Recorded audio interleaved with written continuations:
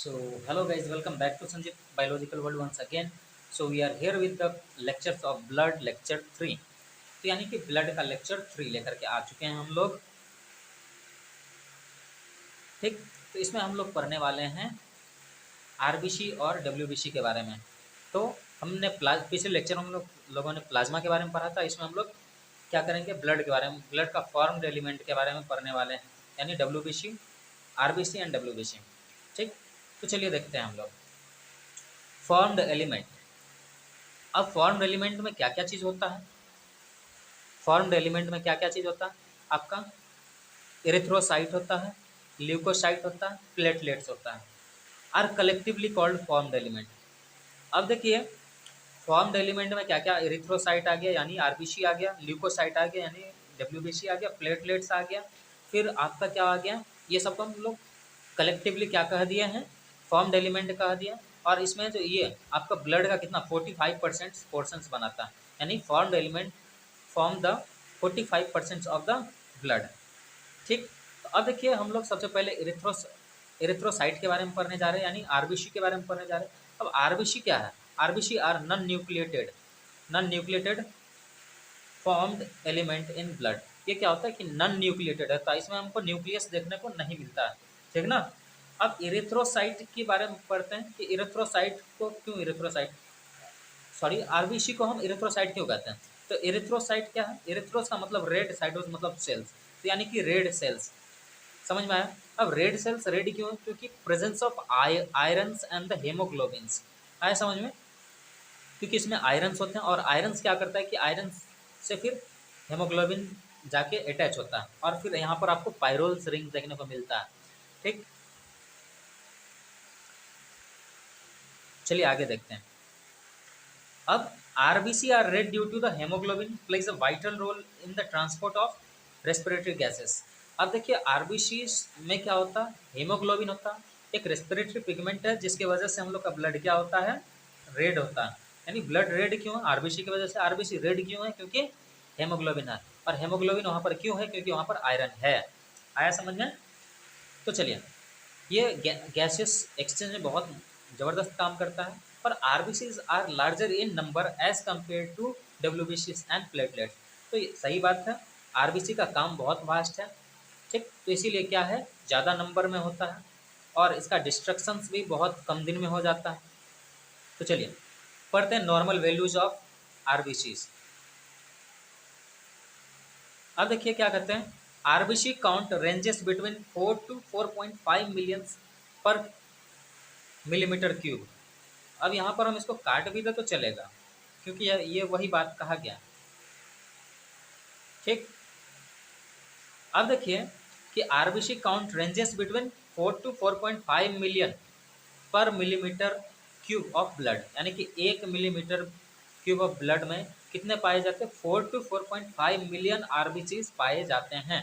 और जबकि एडल्ट की बात करें, एडल्ट मेल की बात करें, तो इसमें आपको 4 से 5.5 मिलियन आरबीसीज पाए जाते पर मिलीमीटर क्यूब ऑफ ब्लड में।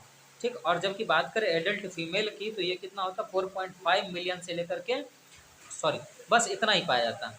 ठीक, 4.5 मिलियन पर क्यूब मिलीमीटर ऑफ ब्लड पाया जाता है। ठीक ना। ठीक, बस इतना ही आरबीसी पाया जाता है।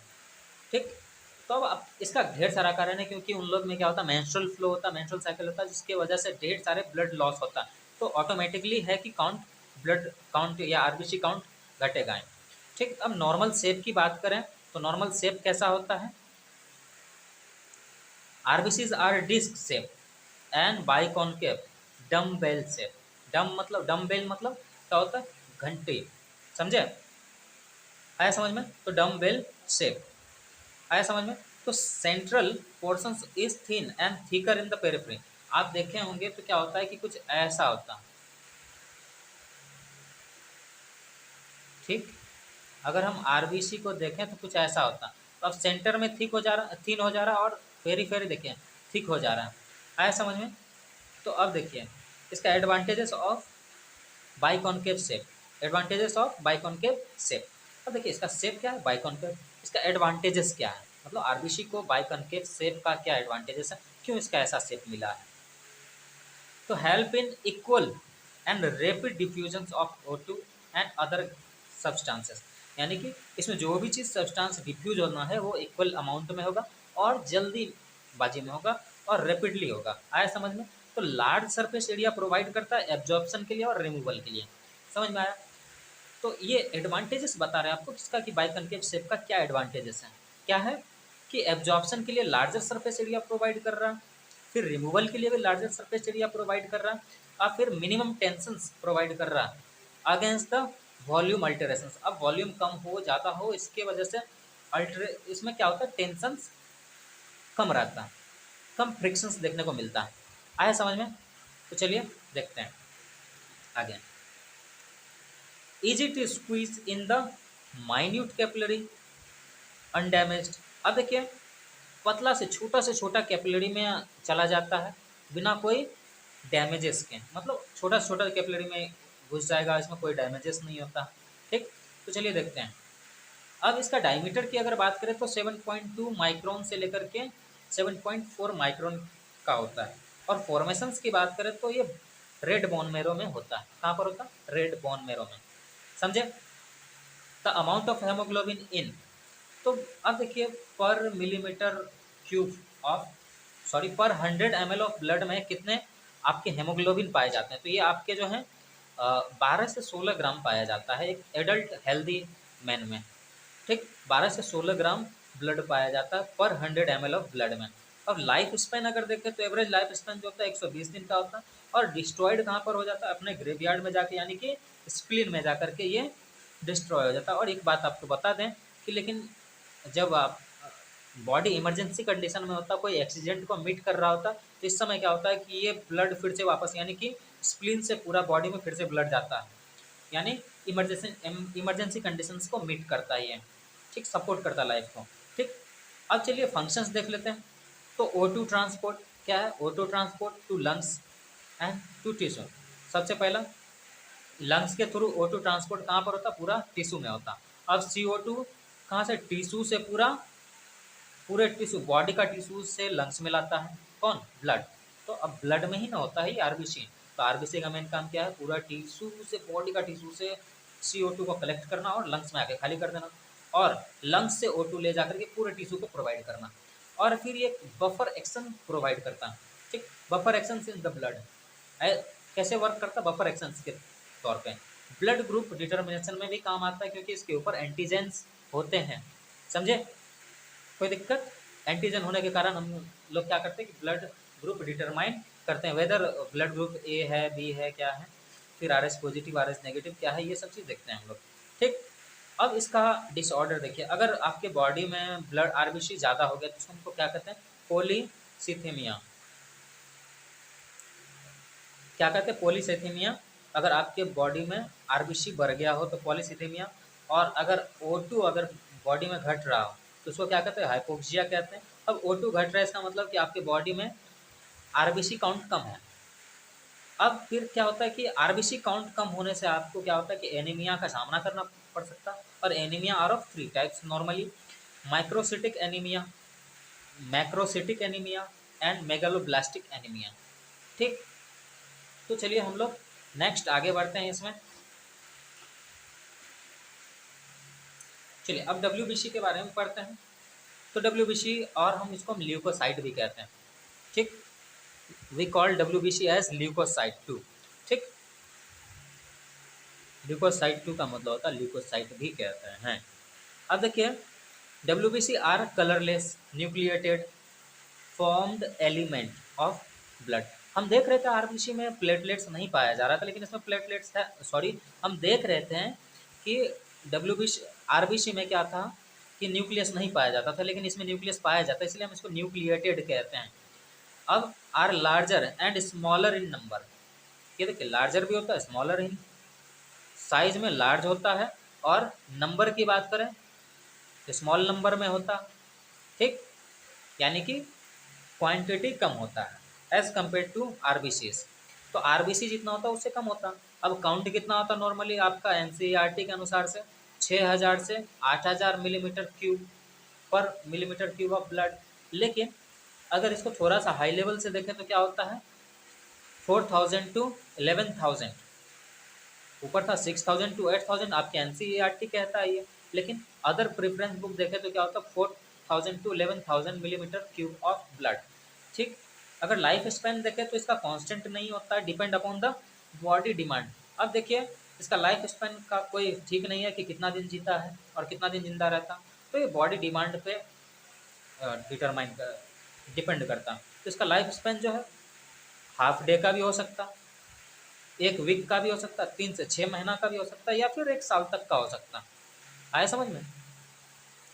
चलिए आगे देखते हैं। अब फंक्शंस क्या है, मेनली डिफेंस मैकेनिज्म, बॉडी को डिफेंस करता है डिजीज के अगेंस्ट। अब क्लासिफिकेशन अगर देखें डब्ल्यूबीसी का, तो इसका क्या होता है, 2 क्लासिफिकेशन होता है। एक ग्रेनुलोसाइट्स होते हैं जिसके साइटोप्लाज्म में ग्रेनुल्स पाए जाते हैं, और फिर ग्रेनुलोसाइट्स होते हैं जिसके साइटोप्लाज्म में ग्रेनुल्स नहीं पाए जाते हैं। अब ग्रेनुलोसाइट्स के बारे में पहले देख लेते हैं। ठीक, तो अब देखिए ग्रेनुलोसाइट्स, टाइप्स ऑफ डब्ल्यूबीसी। अब ग्रेनुलोसाइट क्या है, वो डब्ल्यूबीसी जिसका साइटोप्लाज्म आपको ग्रेनुल्स पाया जाता है। ठीक, और फिर इसको हम फर्दर ग्रेनुलोसाइट को डिवाइड करते हैं या फिर क्लासीफाई करते हैं 3 टाइप्स में। क्या, उसके स्टेनिंग के अनुसार से। ठीक, सबसे पहला न्यूट्रोफिल है जो 60 से 65% होता है बॉडी में। और फिर बात करें बेसोफिल्स की, इओसाइनोफिल्स की, तो इओसाइनोफिल्स 2 to 3% होता है आपके बॉडी में। और बेसोफिल्स की बात करें तो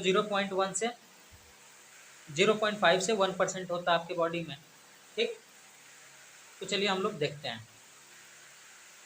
अब देखिए न्यूट्रोफिल्स के बारे में देखते हैं।